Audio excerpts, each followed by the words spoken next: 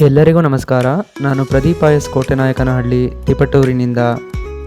ನನ್ನ ಆತ್ಮೀಯರೊಬ್ಬರು ಅವರ ಫೋಟೋನ ಕಳಿಸಿ ಅದರ ಪೆನ್ಸಿಲ್ ಆರ್ಟ್ ವರ್ಕ್ನ ಮಾಡಿಕೊಡಿ ಅಂತ ಆರ್ಡರ್ ಕೊಟ್ಟಿದ್ದರು.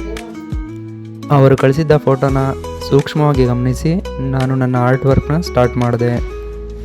ಚಿತ್ರಕಲೆ ಅನ್ನೋದು ಕೇವಲ ಬಿಳಿಯ ಹಾಳೆ ಮೇಲೆ ಕಾಣತಕ್ಕಂಥ ವಸ್ತು ಮಾತ್ರ ಅಲ್ಲ. ಇತ್ತೀಚಿನ ದಿನಗಳಲ್ಲಿ ಅದು ಸ್ನೇಹ ಮತ್ತು ಸಂಬಂಧಗಳನ್ನು ಗಟ್ಟಿಗೊಳಿಸುವ ಒಂದು ಸುಂದರ ಬೆಸುಗೆಯಾಗಿದೆ.